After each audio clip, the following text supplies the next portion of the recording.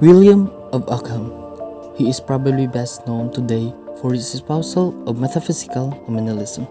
Indeed, the methodological principle known as Ockham's razor is named after him.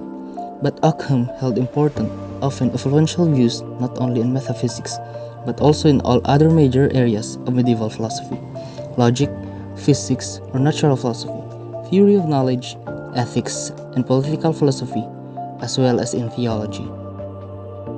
Anicius, Malleus, Severinus, Boethius, recognized as one of the most important intermediaries between ancient philosophy and the Latin Middle Ages, and through his consolation of philosophy as a talented literary writer with a gift for making philosophical ideas dramatic and accessible to a wider public. Hugo Grotius was a towering figure in philosophy, political theory, law, and associated fields during the 17th century and for hundreds of years afterwards. His work ranged over a wide array of topics, though he is best known to the philosophers today for his contributions to the natural law theories of normativity. Jean Buridan de Bethieux, born in Picardy to become rector of the University of Paris, from making the next important contribution to economic thought in the essentialist Thomist tradition. In his Questiones, a thorough commentary on Aristotle's ethics, Buridan continued the Aristotle-Thomas analysis of the exchange value of goods being determined by consumer need or utility. In short, Buridan was groping towards an opportunity cost concept of cost of production and influence in supply. Saint Augustine. During the Christian period, he was known as an early Christian theologian and philosopher. His writings had influenced the development of Western philosophy. He conducted a historical study based on intuition and revelation. He was famous for his work entitled The City of God. Al-Biruni. He wrote detailed comparative studies on the anthropology of peoples, religion, and culture in the Middle East, Mediterranean, and South Asia. Many scholars have praised him for his Islamic anthropology. He was well versed in physics, history, mathematics, psychology, and medicine. He was famously known for his book entitled Tariq al-Hain. Ibn Khaldun. He worked in areas of demography, historiography, the philosophy of history, sociology, and economics. He was considered as the first father of sociology. His historical study gave importance to reason, social, and physical law. He was best known for his Makadema, which presents universal history.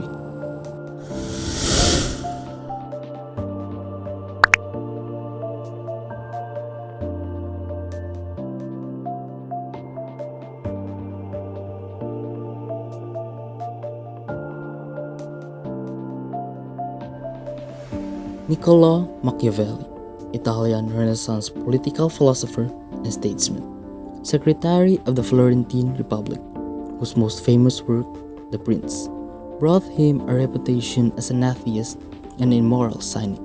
Machiavelli suggests that the social benefits of stability and security can be achieved in the face of moral corruption. Machiavelli believed that public and private morality had to be understood as two different things in order to rule well.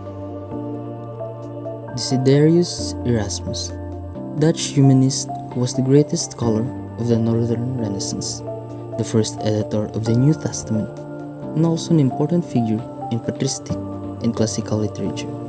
Erasmus helped lay the groundwork for the historical critical study of the past, especially in his studies of the Greek New Testament and the Church Fathers. Buridanus and Erasmus presented treatise on money, which usually describes the first treatise entirely devoted to an economic problem, but it is mainly legal and political in nature, and really does not contain much strictly economic material in particular. Nothing was not current doctrine among the scholastics of the time. Its chief purpose is being to combat the prevalent practice of debasing money. Saint Antonin of Florence wrote a comprehensive economic process in his preaching and writing.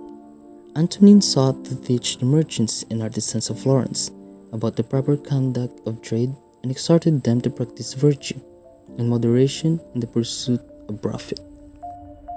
In the 16th century, Leonard de Lacius, Juan de Lego, and particularly Luis Molina wrote on the economic topics. These writers focused on explaining property as something for public good. Nicolaus Copernicus focused on historical modification of thoughts and beliefs to a modification towards a social and institutional organization that was revealed in Europe. Isaac Newton, he first introduced the discovery of gravity, the mathematization of physics and medicine. This to the supremacy of science and mathematics in describing and explaining the world and its nature.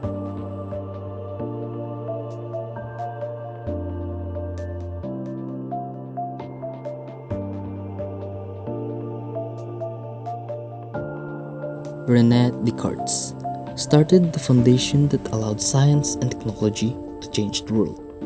Descartes' detachment to the physical from the spiritual and the body from the mind also paved the way to the triumph of valuing the physical over the spiritual.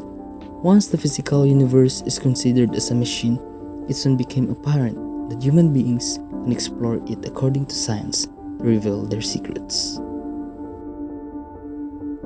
Martin Luther rejects the Pope's authority, challenges the practices of the Roman Catholic Church, believed that the Bible should be the authority of the Church, believed people are right with God through faith, not works.